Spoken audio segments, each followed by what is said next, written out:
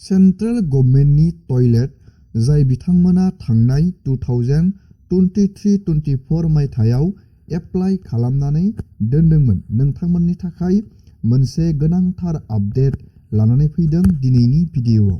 बे आपडेटआनो जाहैबाय गोबां मानसिफोरा कमेन्ट बक्सआव कमेन्ट खालामबाय दं टयलेटनि 9,000 रांखौ मोनगोन ना मोनला, सोरबायदि मानसिया मोनगोन आरो राङा बोरै हाबगोन। लोगोसे नैबे स्वच्छ भारत मिशन आन्डार सिंनि टयलेटआव जाय बिथांमोना एप्लाइ बानायदों, नोंथांमोना गावबा गावनि स्टेटासखौ बोरै चेक खालामनो, बेनिबो गोबां मानसिफोरा कमेन्ट खालामदों।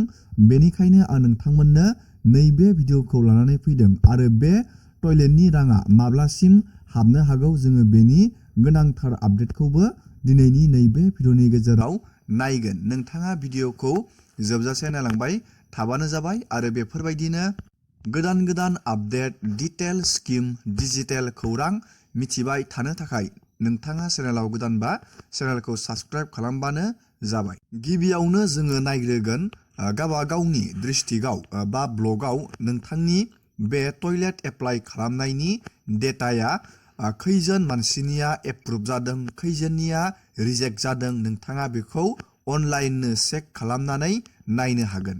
आरो आं नोंथांमोननो मोनसे रोखा खालामना होखानि, जाय बिथांमोना दाख्लैबावै नैबे टयलेटनि थाखाय सार्भेयाव सिलेक्ट जाबाय, बिथांमोनाल' रांखौ मोननो हागोन। गोबां मानसिफोरा एप्लाइ खालामदों नैबे टयलेटनि थाखाय, जाय बिथांमोननियाव टयलेट दंखायो। जुदि नोंथाङा एप्लाइ खालामदों, नोंथाङा सार्भेयाव थालांदों, अब्ला नोंथाङा नैबे फैबाय थानाय समाव जुदि रांखौ सोयोब्लाबो नोंथाङा रांखौ मोननाय नङा। जाय बिथांमोना गामि वाइसआव सार्भे बानाय जाबाय, बिथांमोनाल' मोनगोन। दानिया नोंथाङा बे डिस्ट्रिक्ट लेभेलाव जाय बिथांमोननिया एप्रुभ जादों बा नोंथांनिया रिजेक्ट जादों, नोंथाङा बेनि डेटाखौ नोंथाङा चेक खालामनो थाखाय नैबे पर्टेलाव फैनांगोन। नैबे पर्टेलनि जोहैनो नोंथाङा स्वच्छ भारत मिशन आन्डारनि सिंनि गासैबो डिटेल्सखौ मिथिना लानो हागोन। नोंथाङा बेनिफ्रायनो एप्लाइ खालामनो हागोन। नोंथाङा नैबे पर्टेलाव फैनो थाखाय आङो बेनि लिंकखौ भिडिअनि गाहायाव होखादों। नोंथाङा लिंकआव थुनानै नैबे पर्टेलाव फैनो हागोन। दानिया नोंथाङा नैबे पर्टेलाव फैनानै नैबे गाहायाव नोंथांमोना अप्सन नुनो मोनगोन।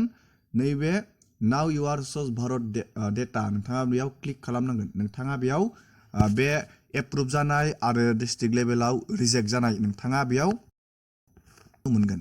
नोंथाङा बेबायदि मोनसे पेज फैगोन आरो नैबेयाव नोंथाङा नुनो मोनदों MR13A, नैबेयाव नोंथाङा क्लिक खालामनानै होनांगोन। MR13Aआव क्लिक खालामनाय लोगो लोगोनो दानिया नोंथाङा गावबा गावनि नैबे स्टेटआव क्लिक खालामनांगोन। स्टेटआव क्लिक खालामनानै दानिया नोंथाङा बेयाव गावबा गावनि नैबे डिस्ट्रिक्टआव क्लिक खालामबानो जाबाय। बेबायदि डिस्ट्रिक्टआव क्लिक खालामखांनानै दानिया नोंथाङा गावबा गावनि ब्लक, नैबे गावबा गावनि ब्लकआव क्लिक खालामनांगोन। ब्लक वाइसआव बेयाव डेटाखौ बहननानै होखादों, नोंथाङा बेखौ नायनो हागोन। बेयो गोदान डेटा। दानिया नोंथाङा नैबेयाव नुनो मोनदों, नैबेयाव पन्सायत, नैबेखौ जोंनिया BTCआव बेखौ PCDC बुङो। पन्सायतखौ जोंनियाव पन्सायत गैया, जोंनियाव PCDC दं। नोंथाङा नुनो मोनदों नैबेयाव गावबा गावनि PCDC वाइसआव नोंथाङा नायबानो जाबाय। नैबेयाव नोंथांमोना नुनो मोनदों नैबेयाव खैजोन मानसिनिया एप्रुभ जादों, खैजोननिया रिजेक्ट जादों आरो सिटिजेन पर्टेलाव बेसेबां मानसिया नैबेयाव सोसनजादों, नोंथाङा बेयाव डेटाखौ नुनो मोनदों। नोंथाङा बेयाव हल डेटाखौ नुनो मोनदों। नोंथाङा बेयाव मोनसे मोनसे नायनो हानाय नङा। बेयाव डिस्ट्रिक्ट वाइसनि बेयाव डेटाखौ बहननानै होदों। नोंथाङा बेबायदि नायनो हागोन। दानिया नैबेयाव जुदि नोंथाङा एप्रुभ जानानै दं, जेब्ला नोंथाङा दाख्लैबावै सार्भे खालामजादोंमोन, नाथाय नैबेयाव नोंथांनिया एप्रुभ जादों, नोंथाङा नैबे टयलेटनि थाखाय रांखौ 100% रां सोबाथाय गभर्नमेन्टआ नोंथाङा मोननो हागोन। नोंथाङा दा मोनसे खामानि नोंथाङा बेयाव मावबावनांगोन, चेक खालामनांगोन। बेनो जाहैबाय नोंथाङा गावबा गावनि स्टेटासखौ नोंथाङा चेक खालामनो नांगोन। नैबेयाव नोंथाङा नुनो मोनदों application form for IHSL dashboard, नोंथाङा बेयाव क्लिक खालामनांगोन। बेयाव क्लिक खालामनानै दानिया नोंथाङा नैबेयाव मबाइल नाम्बार, नोंथाङा बे टयलेट एप्लाइ खालामनाय समाव जि मबाइल नाम्बारखौ होदों, बेयाव मबाइल नाम्बारखौ होबानो जाबाय। आरो नैबेयाव मोनसे OTP फैगोन, गेट OTP थुबाथाय नैबेयाव OTPखौ बहायनानै नोंथाङा नैबे केपसाखौ बहायनानै नैबेयाव साइन इन खालामनांगोन। दानिया आं नोंथांमोननो बेयाव गासैबो डिटेल्सखौ बहायनानै नेक्स्ट स्टेपखौ देखायनि। दानिया नोंथाङा बेबायदि मोनसे पेजाव फैगोन आरो नैबेयाव नोंथाङा मोनसे अपसन नुनो मोनदों। नैबे 3 डट, बे 3 डटआव नोंथाङा क्लिक खालामनो नांगोन। आं दानिया बे 3 डटआव क्लिक खालामनि।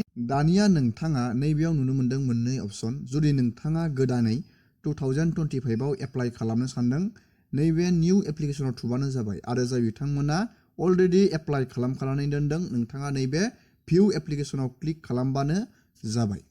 बे भिउ एप्लिकेसनाव क्लिक खालामनानै नोंथाङा टयलेट एप्लाइ खालामनाय गावबागावनि डेटाखौ नायनानै लानो हागोन। नैबेयाव एप्लिकेसन नाम्बार नुदों आरो नैबेयाव रिसिप्टनि नोंथाङा डेटखौ नुनो मोनगोन। नोंथाङा बे टयलेट एप्लाइ खालामनायखौ नोंथाङा माब्ला बानायदोंमोन, नैबेयाव एप्लाइखौ, नैबेयाव डेटखौ नुनो मोनगोन, नैबेयाव स्टेटासखौ नुनो मोनगोन आरो नैबेयाव ट्रेक, नोंथाङा ट्रेक खालामनानै नायनो हागोन। नोंथांनि एप्लाइ खालामनाय टयलेटनि एप्लाइ खालामनायनि डेटाया बेसेबां बेयाव साक्सेस जाखो नोंथाङा बेयाव चेक खालामनानै नायनो हागोन। बेबायदिनो नोंथाङा अनलाइन नायनो हागोन। नैबेयाव आं मोनसे सासे मानसिनिखौ थुनि, आं बेयाव गोबां मानसिनिखौ एप्लाइ खालामनानै दोनदों। नोंथाङा दानिया रांखौ मोननो हागोन ना हाया बेनि जोहैनो नायनानै लानो हागोन। नैबेयाव ट्रेकआव क्लिक खालामबाथाय नोंथाङा बेयाव अपसन नुनो मोनगोन।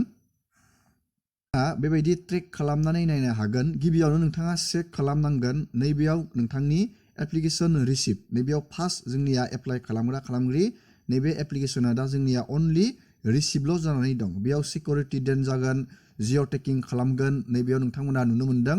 आरो नोंथांनो लास्ट नैबे गोजासिना खारै खारै नैबे इनसेन्टिभ गिभिन टु एप्लिकेन्ट बेहालागै मोनहैबा नोंथाङा रांखौ मोननो हागोन। बेबायदिनो नोंथाङा चेक खालामनानै नायनो हागोन। नैबे गोजासिना बेसेसिम मोनहैखो नोंथाङा अनलाइननो चेक खालामनानै नायनो हागोन। जाय बिथांमोना रोङा, मोनसे मोनसे स्टेपखौ नोंथाङा फल' खालामनानै बेबायदि चेक खालामबानो जाबाय। दानिया जोङो रां हाबनायनि जोङो आपडेटखौ नायगोन।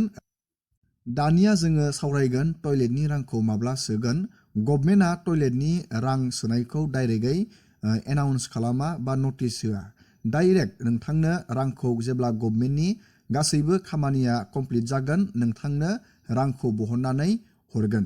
दा बेनि जिअ' टेकिं खालामनाय बायदि फिसा फिसा खामानिया सोलिगासिनो दं। जुदि बेफोर खामानिया जोबलाङो अब्ला नोंथांमोना थाबैनो नैबे टयलेटनि रांखौ फार्स्ट इनस्टलमेन्ट हिसाबै नोंथाङा 9,000 रां नोंथाङा फार्स्ट इनस्टलमेन्ट मोननो हागोन।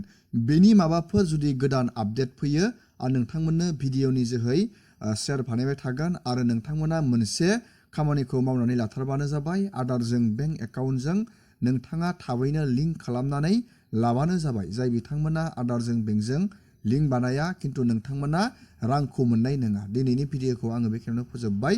एसेनोसै।